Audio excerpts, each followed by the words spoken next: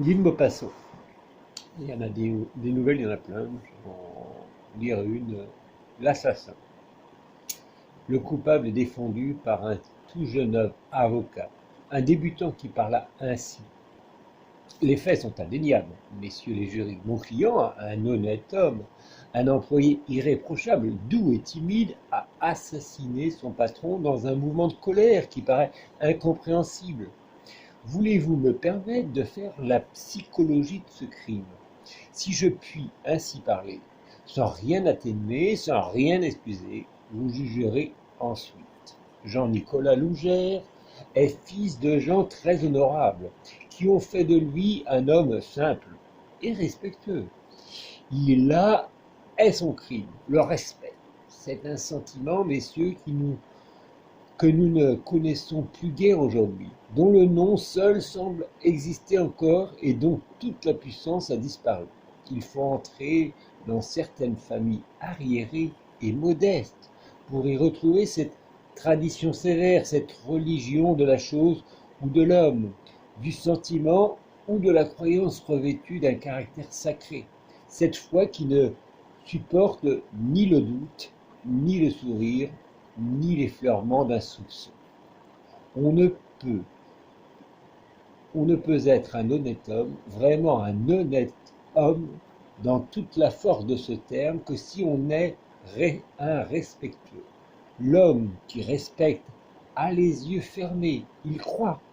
Nous autres, dont les yeux sont grands ouverts sur le monde, qui vivons ici dans ce palais de la justice qui est l'égout de la société, où viennent échouer toutes les infamies, nous autres qui sommes les confidents de toutes les hontes, les défenseurs dévoués de toutes les gradineries humaines, les soutiens, pour ne pas dire souteneurs, de tous les drôles et de toutes les drôlesses, depuis les princes jusqu'aux rôdeurs de barrières, nous qui accueillons avec indulgence, avec complaisance, avec une bienveillance souriante, tous les coupables pour les défendre devant vous, nous qui, si nous aimons vraiment notre métier, mesurons notre sympathie d'avocat à la grandeur du forfait, nous ne pouvons plus avoir l'âme respectueuse.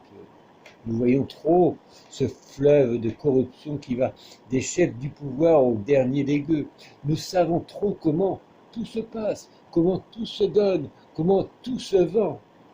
Place, fonction, honneur, brutalement en échange d'un peu d'argent, adroitement en échange de titres et de parts dans les entreprises industrielles, ou plus simplement contre un baiser de femme. Notre devoir et notre profession nous forcent à ne rien ignorer, à soupçonner tout le monde, car tout le monde est suspect, et nous demeurons surpris quand nous nous trouvons en face d'un homme qui a, comme l'assassin ci devant vous, la religion du respect assez puissante pour en devenir un martyr.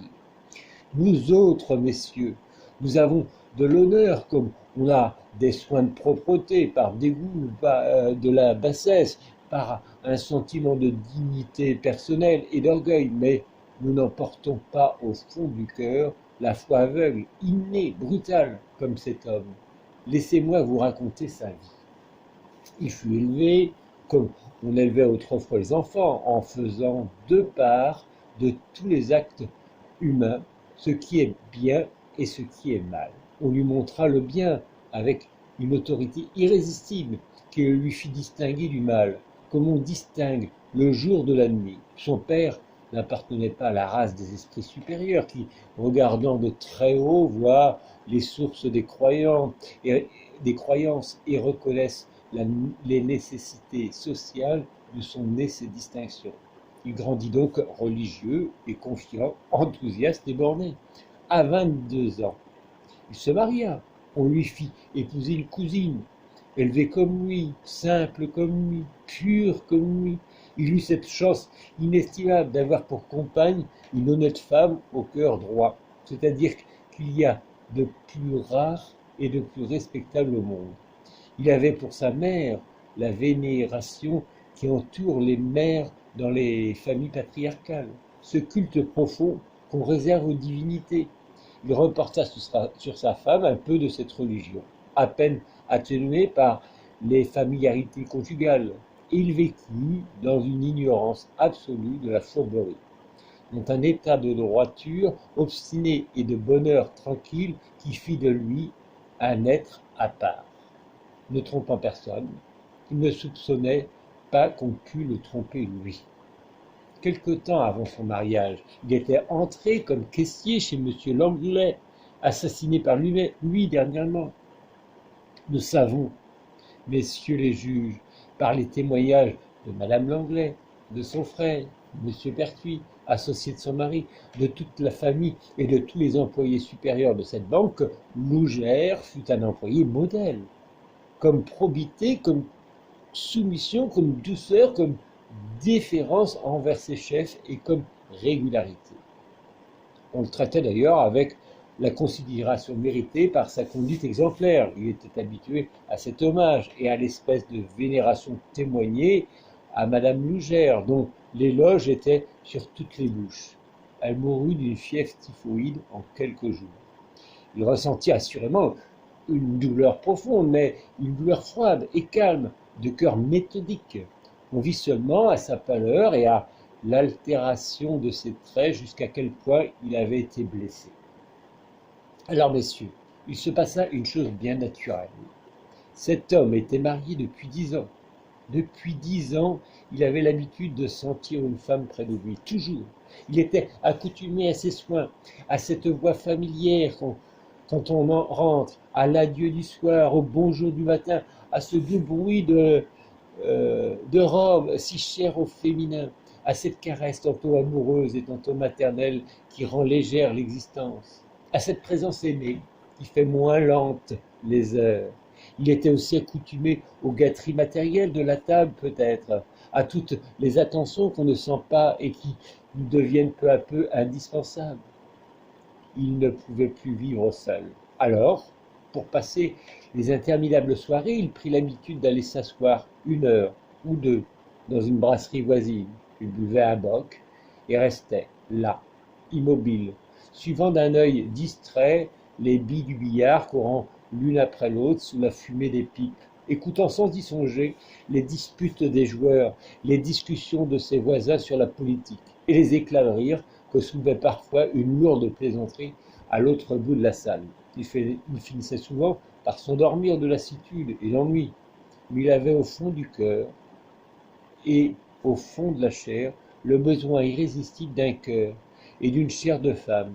Et sans y songer, il se rapprochait un peu chaque soir du comptoir où trônait la caissière, une petite blonde, attirée vers elle invinciblement parce qu'elle était une femme. Bientôt, ils causèrent et il prit l'habitude très douce pour lui de passer toutes ses soirées à ses côtés. Elle était gracieuse et prévenante, comme il convient dans ses commerces à sourire, et elle s'amusait à renouveler sa consommation le plus souvent possible, ce qui faisait aller les affaires. Mais chaque jour, Lougère s'attachait davantage à cette femme qu'il ne connaissait pas, dont il ignorait toute l'existence, et qu'il aima uniquement parce qu'il n'en voyait pas d'autre. La petite, qui était rusée, s'aperçut bientôt qu'elle pourrait tirer parti de ce naïf. Elle chercha quelle serait la meilleure façon de l'exploiter. La plus fine, assurément, était de se faire épouser. Elle y parvint, sans aucune peine. Ai-je besoin de vous dire, messieurs les jurés, que la conduite de cette fille était des plus irrégulières, et que le mariage, loin de mettre un frein à ces écarts, sembla au contraire les rendre plus éhontés. Par un jeu naturel de l'astuce féminine, elle sembla prendre plaisir à tromper cet honnête homme avec tous les employés de son bureau. Je dis avec tous. Nous avons des lettres, messieurs. Ce fut bientôt un scandale public que le mari seul, comme toujours, ignorait. Enfin, cette gueuse, dans un intérêt facile à concevoir, séduisit le fils même du patron, jeune homme de 19 ans, sur l'esprit et sur les sens duquel elle eut bientôt une influence déplorable. M. Langlais, qui avait jusque-là fermé les yeux par bonté, par amitié pour son employé, ressentit, en voyant son fils entre les mains, je devrais dire entre les bras de cette dangereuse créature, une colère bien légitime. Il eut le tort d'appeler immédiatement Lougère et de lui parler sous le coup de son indignation paternelle. Il ne me reste, messieurs, qu'à vous lire le récit du crime, fait par les lèvres même du moribond et recueilli par l'instruction. Je venais d'apprendre que mon fils avait donné la veille même 10 000 francs à cette femme, et ma colère a été plus forte que ma raison. Certes, je n'ai jamais soupçonné l'honorabilité de Lougère, mais certains aveugléments sont plus dangereux que des fautes.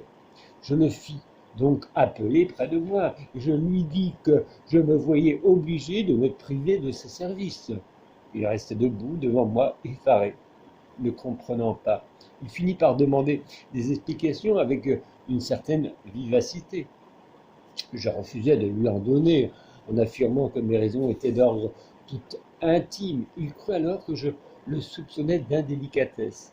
Et très pâle, Madura me somma de m'expliquer. Parti sur cette idée, il était fort et prenait le droit de parler haut. Comme je me taisais toujours, il m'injuria, m'insulta, arriva à un tel degré d'exaspération que je craignais des voix de fait. Or, soudain, sur un mot blessant qui m'atteignit en plein cœur, je lui jetai à la face la vérité. Il demeura debout quelques secondes, me regardant avec des yeux hagards, puis je le vis prendre sur mon bureau les longs ciseaux dont je me sers pour émarger certains registres, puis je le vis tomber sur moi, le bras levé, et je sentis entrer quelque chose dans ma gorge, au sommet de la poitrine, sans éprouver aucune douleur. Voici, messieurs les juges, le simple récit de ce meurtre. Que dire de plus pour sa défense? Il a respecté sa seconde femme avec aveuglement parce qu'il avait respecté la première avec raison. Après une courte délibération, le prévenu fut acquitté.